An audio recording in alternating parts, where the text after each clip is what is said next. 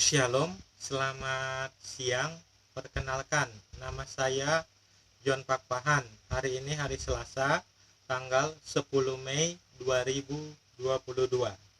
Pada siang hari ini saya akan bicara dengan tema hukum murtad dalam Islam. Saya ulangi, pada siang hari ini saya akan bicara dengan tema hukum murtad di dalam Islam. Mari kita mulai.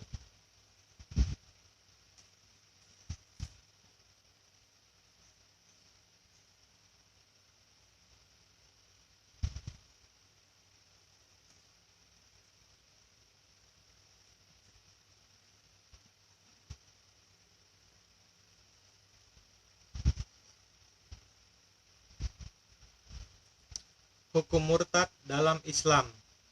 Kemurtadan menurut Islam.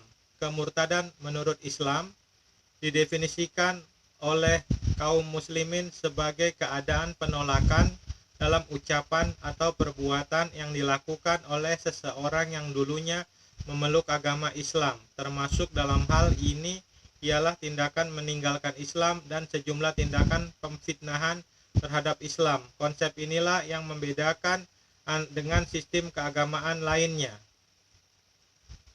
Hal ini disebabkan karena Islam juga merupakan institusi yang tidak memisahkan urusannya dengan urusan politik. Pada masa awal penyebarannya di Madinah, orang yang murtad dianggap sebagai desertir atau yang membelot kepada institusi politik lain. Dalam hal ini, orang-orang Mekah. Karena antara dua negara tersebut sedang berada dalam kondisi perang dan orang yang bergabung dalam Islam sendiri diikat dengan sumpah atau bayat. Pada masa khilafah Islam, kemurtadan dianggap sebagai pengkhianatan dan karena itu diperlakukan sebagai pelanggaran hukum yang dikenakan hukuman mati, hudud. Tokoh kontemporer yang paling menonjol yang dicap sebagai murtadin secara individual adalah Salman Rushdie. Ketentuan hukuman. Ada beberapa ketentuan yang berlaku dalam menerapkan hukuman untuk orang murtad, yaitu 1. Hukuman ini masuk dalam hukum Islam, maka penetapan hukum bunuh untuk orang murtad hanya bisa dilakukan dan diputuskan oleh pengadilan syariat yang resmi ditunjuk oleh pemerintahan Islam. 2. Dianjurkan untuk menunda hukuman mati jika ada harapan seseorang untuk kembali memeluk Islam. 3. Selama penundaan hukuman, dia harus didakwahi dan ditawari untuk bertaubat, bisa bentuknya diajak berdebat, dialog, atau diberi harta untuk menghilangkan segala sebab yang membuat seseorang murtad.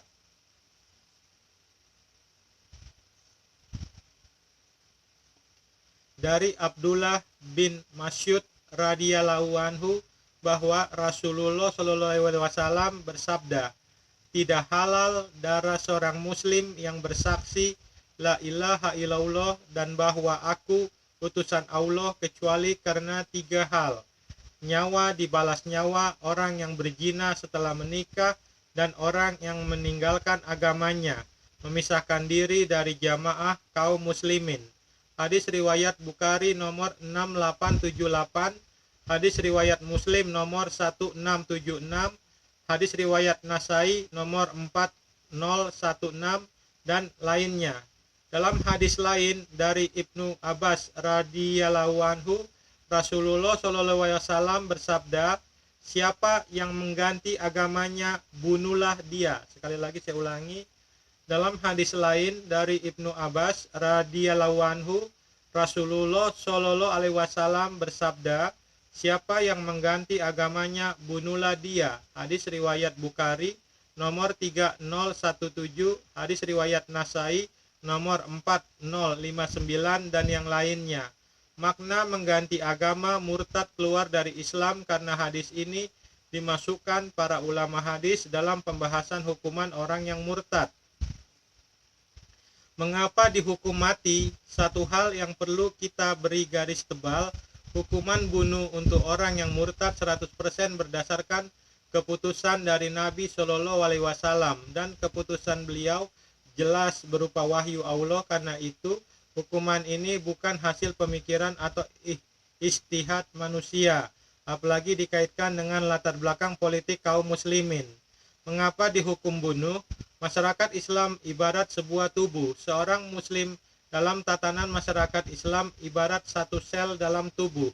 Ketika muslim ini keluar dari Islam, dia menjadi sel mati, yang jika dibiarkan akan menjadi tumor, berbahaya bagi sel yang lain. Karena itu, sel semacam ini harus dikarantina dan jika tidak bisa disembuhkan, dia dibuang. Dalam fatwa Syabakah Islamiyah dinyatakan, orang yang telah menegaskan dirinya keluar dari Islam dan dia telah mengumumkan dirinya murtad, maka dia menjadi anggota tubuh yang rusak, yang harus disingkirkan dari tubuh masyarakat muslim, sehingga sakitnya tidak menyebar ke seluruh tubuh. Di samping itu, orang yang murtad berarti telah melakukan pelanggaran terhadap Daruriyat Khams, 5 prinsip yang dijaga dalam Islam. Yang paling penting yaitu agama, di mana semua agama samawi sepakat untuk menjaga dan melindunginya. Prinsip itu adalah agama, jiwa, keturunan, akal, dan harta. Fatwa Syabakah Islamiyah nomor 73924 menegaskan, Fatwa Syabakah Islamiyah nomor 73924 kemudian ditegaskan dalam Fatwa Syabakah bahwa masalahnya bukan semata kebebasan berkeyakinan, namun ini menyangkut loyalitas dan keberpihakan kepada agama. Murtad bukan semata masalah pemikiran, namun ini masalah mengganti loyalitas, mengubah kecenderungan dan berpindah keberpihakan. Orang yang murtad telah mengubah loyalitasnya dan keberpihakannya kepada umat yang lain dan bahkan ke negeri yang lain. Fatwa Syabakah Islamiyah nomor 73924. Karena itu tidak jauh jika tindakan murtad tersebut pengkhianatan kepada agama, sehingga hukuman mati bukan termasuk kejaliman baginya.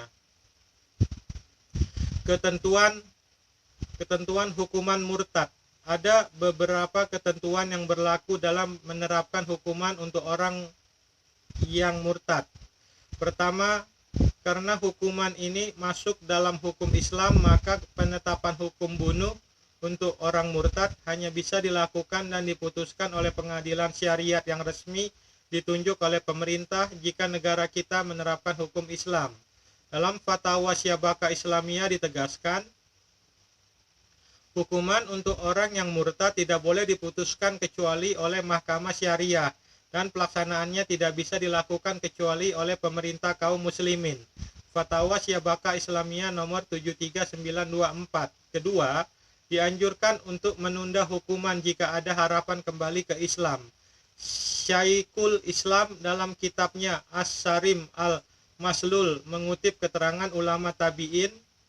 Sufyan Ats-Tsauri mengatakan ditunda hukumannya jika diharapkan dia mau bertaubat. Demikian pula makna dari ketetapan Ibrahim An-Nakai As-Sarim Al-Maslul halaman 328. Ketiga, selama penundaan hukuman, dia didakwahi dan ditawari untuk bertaubat. Bisa bentuknya diajak berdebat, dialog, atau diberi harta untuk menghilangkan segala sebab yang membuat dia bertaubat. Syekhul Islam menyebutkan keterangan At-Tahawi. At-Tahawi menyebutkan dari para ulama Hanafi, orang yang murtad tidak boleh dibunuh hingga dia diminta bertobat. As-Sarim Al-Maslul halaman 328. Dalam Muhtasar Khalil ulama Malikiyah dinyatakan, orang yang murtad diminta bertobat selama 3 hari, tanpa dikondisikan lapar, haus, dan tanpa hukuman. Jika dia mau bertobat kembali masuk Islam, dia dilepaskan. Jika tidak, maka dibunuh. Jika tidak, maka dibunuh. Muhtasar Khalil halaman 251.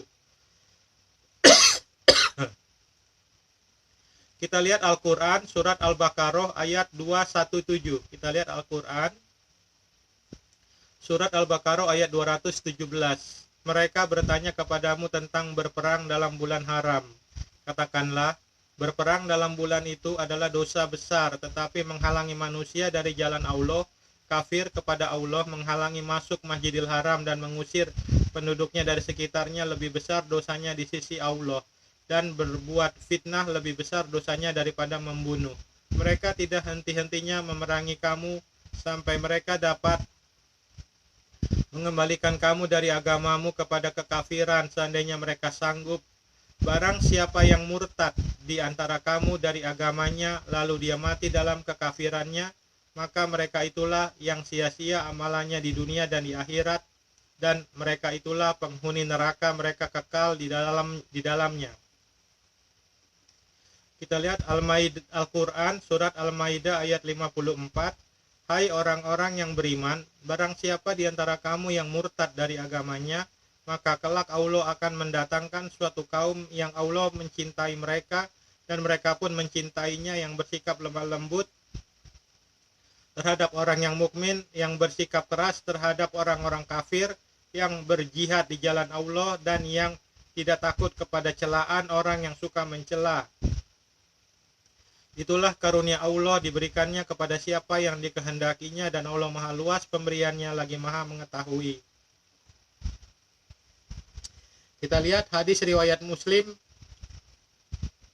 Kita lihat sebentar, saya mau minum.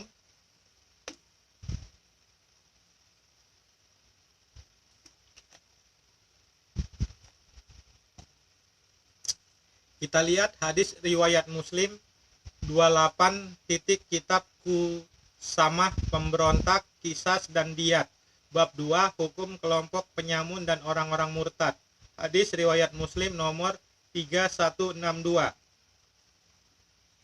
Hadis riwayat Anas bin Malik RA bahwa beberapa orang dari Uraina tiba di Madinah untuk menghadap Rasulullah SAW. Lalu mereka terserang penyakit perut yang parah. Kepada mereka Rasulullah SAW menganjurkan, kalau kamu sekalian diingin, kamu dapat keluar mencari unta sedekah, lalu kalian meminum susu dan air kencingnya. Kemudian mereka melakukan anjuran itu sehingga sembuhlah mereka. Tetapi kemudian mereka menyerang para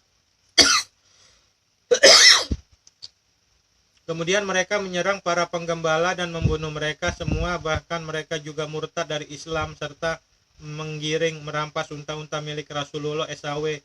Sampailah berita itu kepada Rasulullah SAW, lalu beliau mengutus pasukan untuk mengejar dan menangkap mereka. Mereka lalu dihadapkan kepada Rasulullah. Kemudian beliau memotong tangan dan kaki mereka serta mencungkil mata mereka. Kemudian beliau membiarkan mereka dihara sampai meninggal dunia. Kita lihat kitab iman, 2 kitab iman, 2 kitab iman. Hadis riwayat Muslim 2 kitab iman, bab 8, perintah memerangi manusia hingga mereka mengucap la ilaha illallah Muhammadur Rasulullah, mendirikan sholat, mengeluarkan zakat, dan beriman kepada semua yang dibawa oleh Rasulullah SAW. Siapa melakukan itu maka akan terpelihara diri dan harta kecuali dengan alasan yang benar, memerangi orang yang enggan mengeluarkan zakat atau enggan menunaikan hak-hak Islam yang lain, dan kepedulian imam terhadap syiar-syiar Islam. Hadis riwayat Muslim nomor 29. Hadis riwayat Abu Hurairah RA, ia berkata, ketika Rasulullah SAW wafat dan kekhalifahan digantikan oleh Abu Bakar, sebagian masyarakat Arab kembali kepada kekufuran. Ketika Abu Bakar ingin memerangi mereka, Umar bin Khattab berkata kepada Abu Bakar, kenapa engkau memerangi manusia, orang-orang murtad? Bukankah Rasulullah telah bersabda, aku diperintahkan untuk memerangi manusia sampai mereka mengucapkan la ilaha illallah. Barang siapa telah mengucapkan la ilaha illallah, berarti harta dan dirinya terlindung dariku kecuali dengan sebab syara, sedangkan perhitungannya terserah pada Allah. Abu Bakar menanggapi, demi Allah, aku akan memerangi orang yang membedakan antara sholat dan zakat, karena zakat adalah hak harta. Demi Allah, seandainya mereka enggan memberikan zakat binatang ternak kepadaku yang sebelumnya mereka bayar kepada Rasulullah SAW, niscaya aku akan perangi mereka karena tidak membayar zakat binatang ternak. Kita lihat Al-Quran surat Al-Baqarah ayat 256. Kita lihat Al-Quran surat Al-Baqarah ayat 256. Al-Quran surat Al-Baqarah ayat 256. Tidak ada paksaan untuk memasuki agama Islam. Sesungguhnya telah jelas jalan yang benar daripada jalan yang sesat. Karena itu, barang siapa yang ingkar kepada tagut dan beriman kepada Allah, maka sesungguhnya ia telah berpegang pada buhul tali yang amat kuat yang tidak akan putus. Dan Allah Maha mendengar lagi Maha mengetahui. Tafsir Quran surat Al-Baqarah ayat 256. Tidak ada seorang pun yang berhak memaksa orang lain untuk memeluk agama Islam, karena Islam adalah agama yang benar dan terang, sehingga tidak perlu ada paksaan kepada siapapun untuk memeluknya. Sudah terlihat jelas kebenaran dan kesesatan. Siapa yang ingkar kepada segala sesuatu yang disembah selain Allah dan berlepas diri darinya, kemudian beriman kepada Allah semata, maka dia benar-benar telah berpegang kepada agama yang sekuat-kuatnya untuk menggapai keselamatan di hari kiamat. Dan Allah Maha mendengar ucapan hamba-hambanya, lagi Maha mengetahui perbuatan mereka, dan akan memberi mereka balasan yang setimpal. Kita lihat Tafsir Al-Mutasar Markas Tafsir Riyadh di bawah pengawasan Syekh Dr. Salih bin Abdullah bin Humaid Imam Masjidil Haram. Disebabkan kesempurnaan agama ini dan jelasnya ayat-ayatnya, maka tidak diperlukan tindakan pemaksaan untuk memeluknya bagi orang-orang yang diambil jizyah darinya. Bukti-bukti petunjuk itu amat nyata yang dapat menampakkan mana yang hak dan mana yang batil, petunjuk dan kesesatan. Maka barang siapa yang kafir kepada semua sesembahan selain Allah dan beriman kepada Allah, sesungguhnya dia telah teguh dan istiqomah di atas jalan terbaik dan teguh dalam beragama dengan memerangi pegangan yang paling kuat, dengan memegangi pegangan yang paling kuat yang tidak akan pernah putus. Dan Allah Maha mendengar ucapan-ucapan hamba-hambanya, lagi Maha mengetahui perbuatan-perbuatan mereka dan niat-niat mereka, dan akan memberikan balasan kepada mereka sesuai dengan amal perbuatan itu. Kita lihat Tafsir Al-Muwassar Kementerian Agama Saudi Arabia.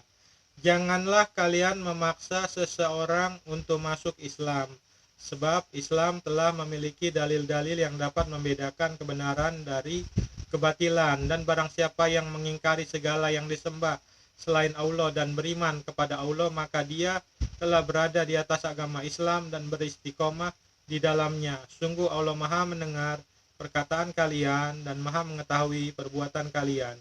Ibnu Asyur berkata, setelah penyebutan ayat kursi disebutkan ayat ini karena kesesuaian keduanya. Ibnu Asyur berkata, setelah penyebutan ayat kursi disebutkan ayat ini karena kesesuaian keduanya. Ayat kursi mengandung dalil-dalil ketuhanan dan keagungan Sang Pencipta serta penyuciannya dari segala kesyirikan yang dilakukan berbagai umat, sehingga selayaknya ayat ini menuntun orang-orang yang memiliki akal yang sehat menuju penerimaan agama ini yang jelas akidahnya dan lurus syariatnya tanpa ada pemaksaan.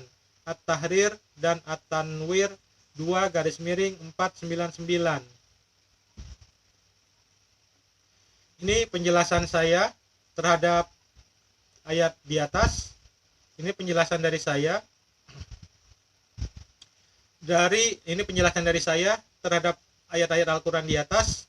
Dari Abdullah bin Mas'ud radhiyallahu anhu bahwa Rasulullah SAW bersabda, tidak halal darah seorang muslim yang bersaksi la ilaha illallah dan bahwa aku utusan Allah kecuali karena 3 hal: nyawa dibalas nyawa orang yang berzina setelah menikah, dan orang yang meninggalkan agamanya memisahkan diri dari jamaah kaum muslimin.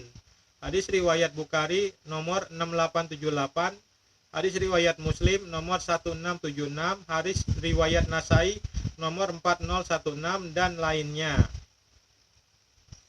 Dalam hadis lain dari Ibnu Abbas radhiyallahu anhu, Rasulullah SAW bersabda, Siapa yang mengganti agamanya, bunuhlah dia. Hadis riwayat Bukhari nomor 3017, hadis riwayat Nasai nomor 4059 dan lainnya. Dalam Al-Qur'an surat Al-Baqarah ayat 256, dalam Al-Qur'an surat Al-Baqarah ayat 256, tidak ada paksaan untuk memasuki agama Islam. Sesungguhnya telah jelas jalan yang benar daripada jalan yang sesat. Karena itu barang siapa yang ingkar kepada tagut dan beriman kepada Allah, maka sesungguhnya ia telah berpegang pada buhul tali yang amat kuat yang tidak akan putus, dan Allah Maha mendengar lagi Maha mengetahui. Tidak ada paksaan untuk memasuki agama Islam. Tetapi orang yang meninggalkan Islam, halal darahnya untuk dibunuh. Saya ulangi sekali lagi. Tidak ada paksaan untuk memasuki agama Islam. Tetapi orang yang meninggalkan Islam, halal darahnya untuk dibunuh. Sekali lagi saya ulangi. Tidak ada paksaan untuk memasuki agama Islam. Tetapi orang yang meninggalkan agama Islam, halal darahnya untuk dibunuh. Di mana letak keadilan Allah SWT dan Muhammad SAW? Seseorang bebas memasuki agama Islam tetapi tidak bisa keluar dari Islam. Ini namanya munafik. Di mana letak keadilan Allah SWT dan Muhammad SAW? Seseorang bebas memasuki agama Islam tetapi tidak bisa keluar dari agama Islam. Ini namanya munafik. Hal ini menjadi bukti nyata bahwa agama Islam agama munafik. Allah SWT bukan Tuhan yang sejati dan Muhammad SAW bukan utusan Tuhan tetapi nabi palsu yang tidak adil dalam menjalankan hukumannya. Munafik atau munafik, kata benda dari bahasa Arab, plural munafikun, adalah terminologi dalam Islam untuk merujuk pada mereka yang berpura-pura mengikuti ajaran agama Islam tetapi sebenarnya hati mereka memungkirinya. Saya ulangi, munafik, kata benda dari bahasa Arab, plural munafikun, adalah terminologi dalam Islam untuk merujuk pada mereka yang berpura-pura mengikuti ajaran agama Islam tetapi sebenarnya hati mereka memungkirinya.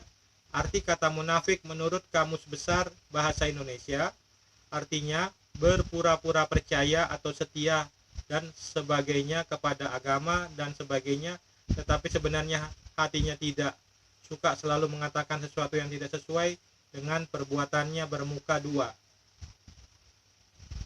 Sekarang kita lihat Alkitab Matius 15 ayat 7 sampai 9. Hai orang-orang munafik, benarlah nubuat Yesaya tentang kamu.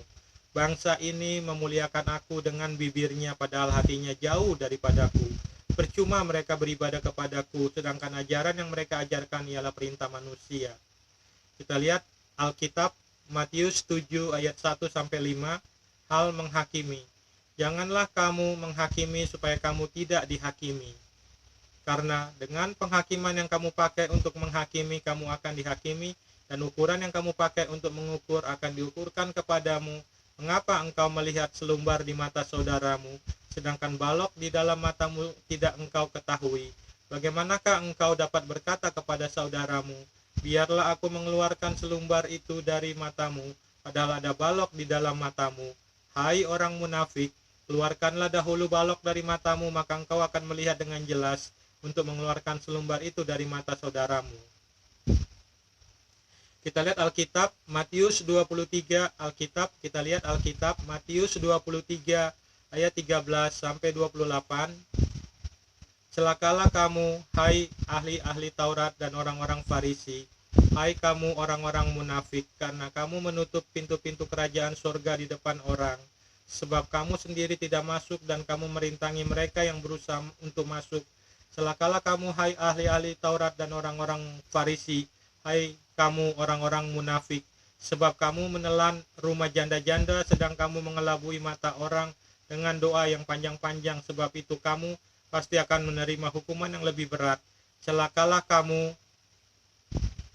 hai ahli-ahli Taurat dan orang-orang Farisi, hai kamu orang-orang munafik, sebab kamu mengarungi lautan dan menjelajah daratan untuk mentobatkan satu orang saja menjadi pengikut agamamu.